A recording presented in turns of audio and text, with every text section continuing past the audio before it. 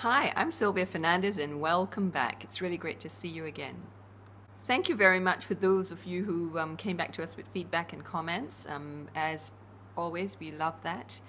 To those of you who've not come into the video series, I really urge you to stop right here and press the pause button, because we have already been through 2 previous videos, and we have scheduled a sequence and an order for you to understand this technology. And so it would be in your best interest to actually go back to video 1 and listen to video 1 and 2 before you come back into video 3. To those of you who've been following me in the right order and sequence, great. I hope that your life is beginning to change in some way. Just realizing the awareness of knowing where you are allows you to sort of say, these are some changes I need to make. And so today we're going to fast forward and change gears into sharing a case study with you. You know, a case study of 2. One of an individual giving up smoking and how that occurred, and the other case study of an organization that actually said to me, you know, to help them with some culture change, with the entire culture change actually, to align their people with the company objectives. And it was an awesome project to be involved in, and there were wonderful things that I'm going to tell you about later. But before we get to that, a very quick one to get you to, as usual, get your pen and paper and be ready to write some points down of anything that resonates with you.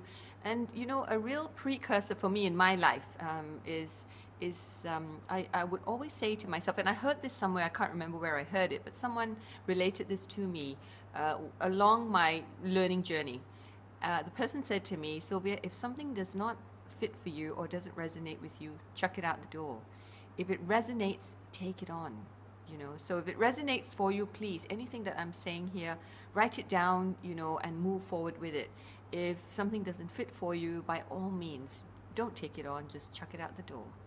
So with that in mind, let's start today by talking to you maybe about that company, that culture change that I helped a company with. They were a life insurance company, and about 400 people at the time working for them. And the CEO said to me, Sylvia, I am going to commission you to come in and help us align the human capital of the company with the business objectives. However, that is quite secondary, and don't get me wrong, but the first and more primary reason I'm hiring you is because I want to really make my people happy. I want my people to be happy, because when they're happy at home, then they will come to work happy, and everything else just falls in place. And I thought to myself, wow, if every CEO could think like this, it would be an awesome experience for the employees in that company, because this CEO thought of his people first and foremost. And he said, if people are aligned, if they're happy, if everything's going through in balance, then all of the naturally occurring scenarios will just fall in place. For instance, they'll come to work happy, they'll work harmoniously in a team, they'll be urging themselves to become better leaders, better communicators, and all of that with comes with better bottom line results. And so how do we do it? What do we start off with? We started off by saying we wanted to create a common language in the company. Often when I say something, I may mean at different levels, there are different meanings in our life, okay? So if you're looking at a more junior person, a more middle level person, or a senior level, one sentence could mean three different things to people at different levels, because our minds are small, larger, okay? So we expand our minds as we get more senior. We have no choice. We have to embrace big picture thinking and large models that integrate with each other and connect, and therefore create results. And at the lower rungs of an organization, you may be grappling with one model, but as you go further up, you have a series of models, and they interrelate and come together in a strategic sort of push or direction. So what we did was, we trained people with a common language for feedback, for communication, all the way down the line. Everyone from top to bottom received at least 4 days of training. That training was so highly experiential. It was steeped and based in the methodology of NLP, which is what I'm trained in.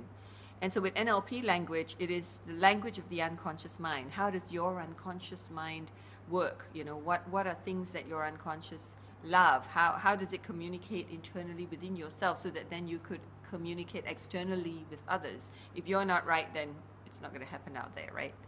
And so realigning people, the first 4 days allowed us to just set things in place in terms of a foundation, just like when you're building a building and you set up the foundation first. You don't see the building for a long time because the foundation is being set in place.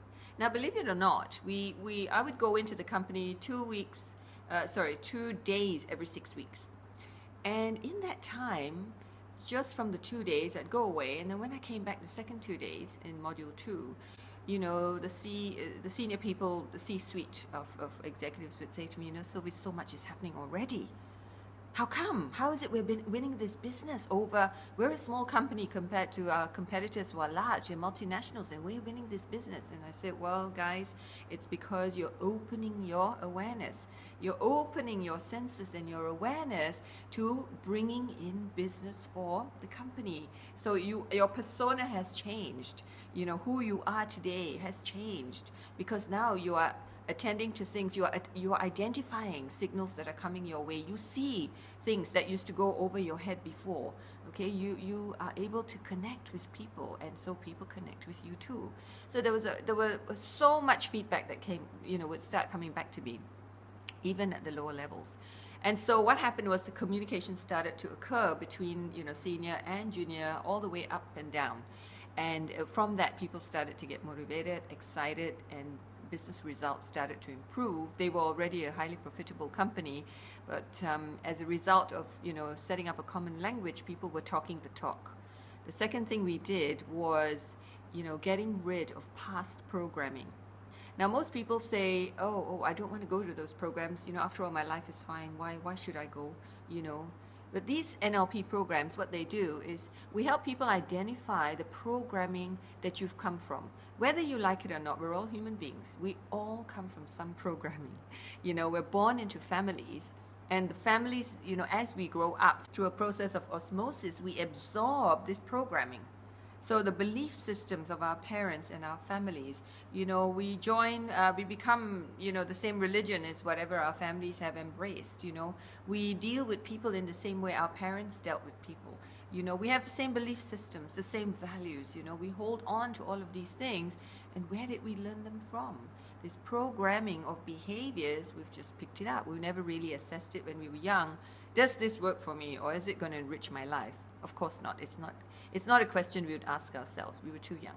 And so over the time frame of 0 years to 12 years old, the unconscious mind is actually developing itself.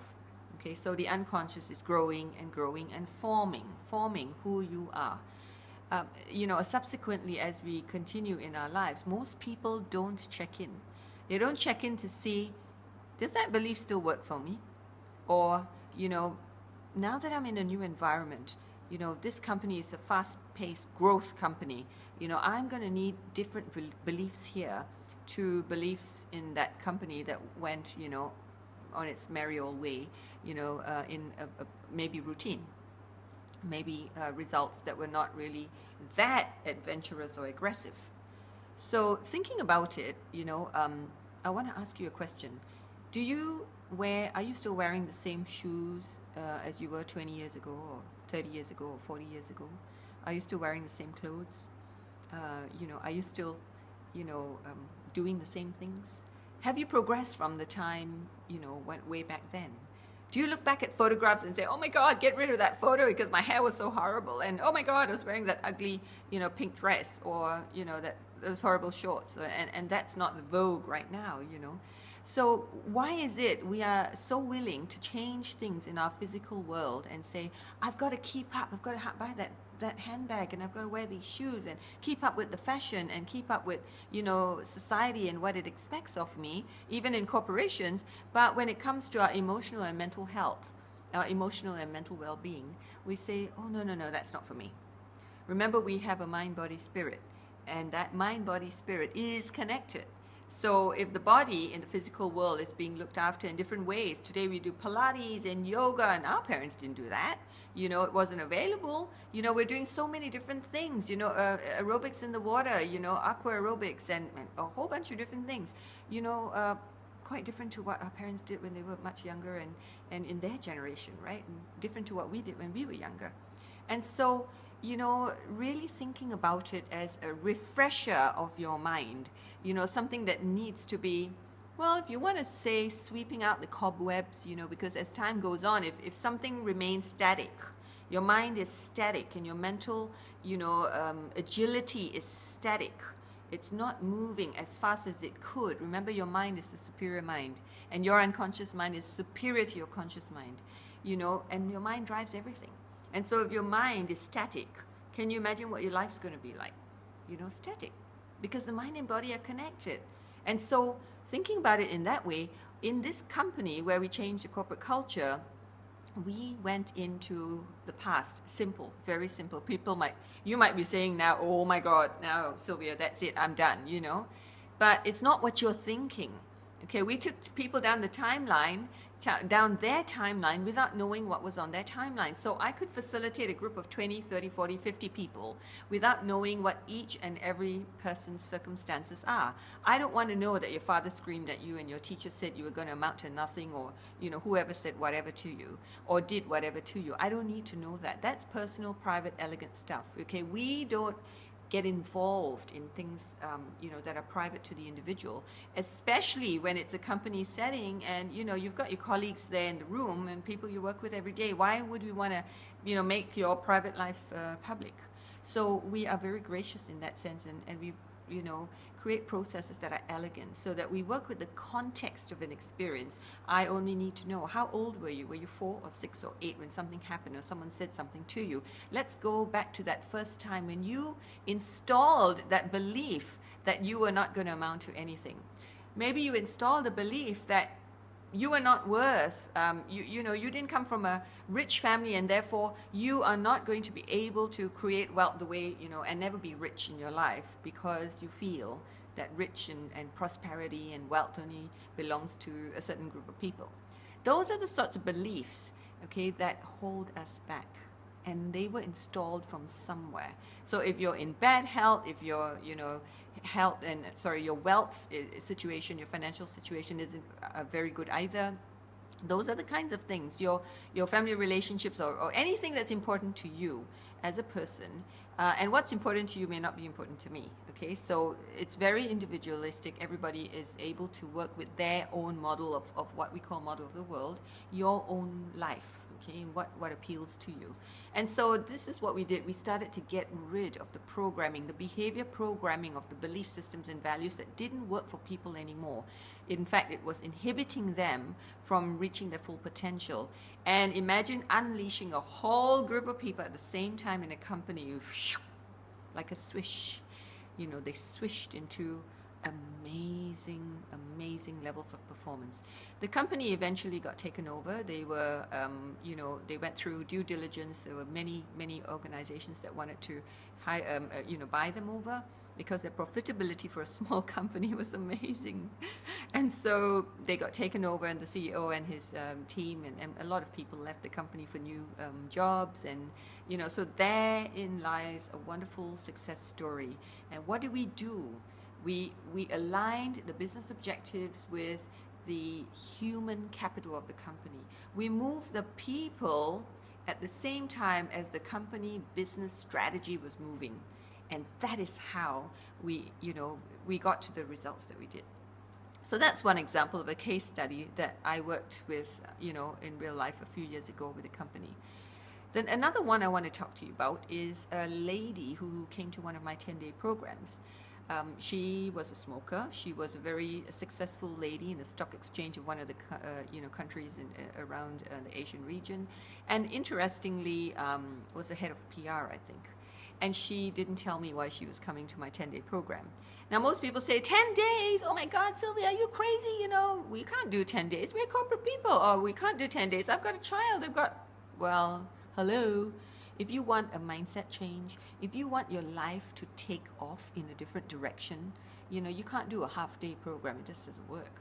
Okay, so setting up the foundation takes us a few days, and then to speed up into this, wonderful, fast track and accelerating results takes us, another whole bunch of models that you need to learn and then organize your mind with. And so this lady said, for every single day and every single process, when you said to us, find something that you can work on, I chose smoking. And so I didn't know what was going on. I never intrude on people's privacy. When people come to my program, if they want to tell me why they're coming, fine. If they don't, that's fine too. At the end of the 10 days, she said to me, she went out to the pub just like, she normally does with her girlfriends. She was a single lady.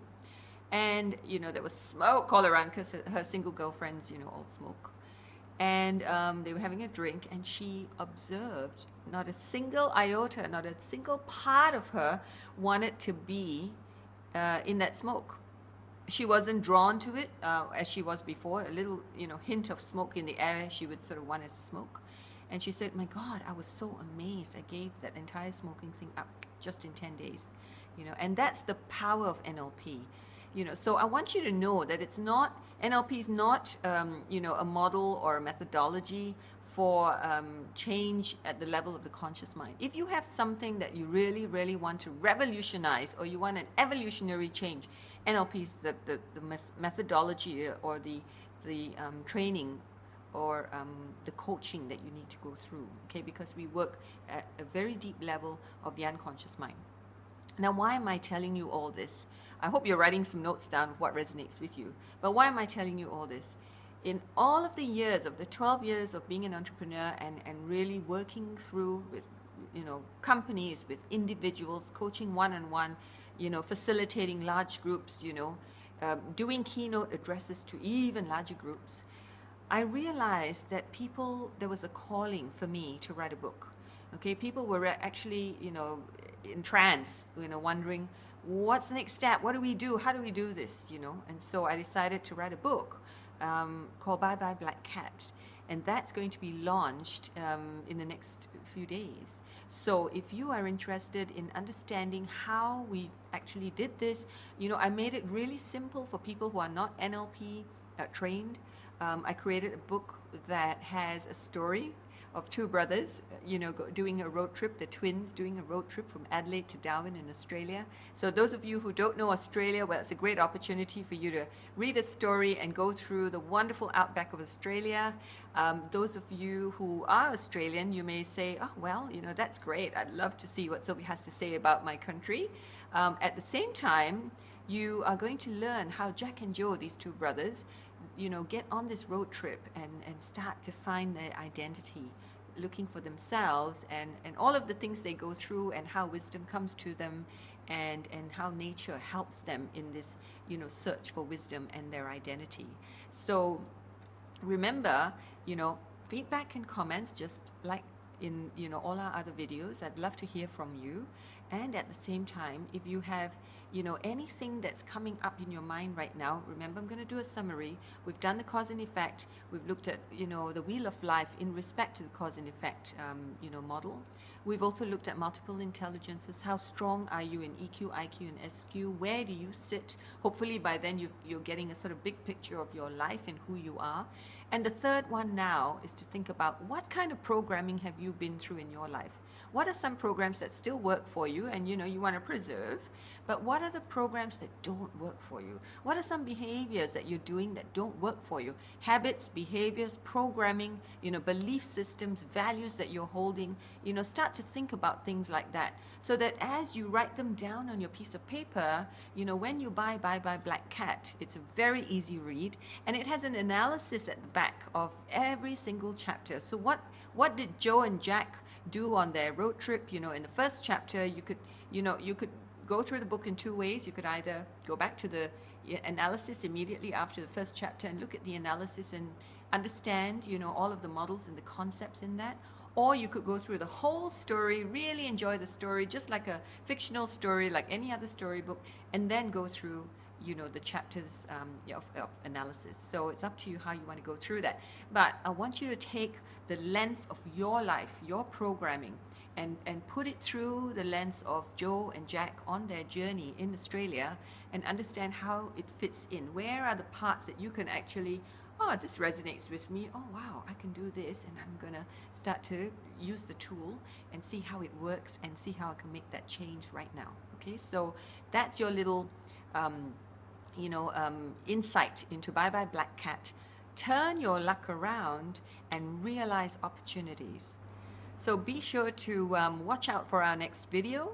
And our book is on an offer for a limited time only. So look forward to you pressing that button on our next video and purchasing it, and taking, more importantly, the programming and the insights that you've received from the last 3 videos that you've heard me talk about a whole bunch of concepts, taking that in your personal life through the lens of Joe and Jack and the journey that they are going through in Australia. So thanks for signing in, and I look forward to you joining me again on the next video. I'm Sylvia Fernandez. Bye for now.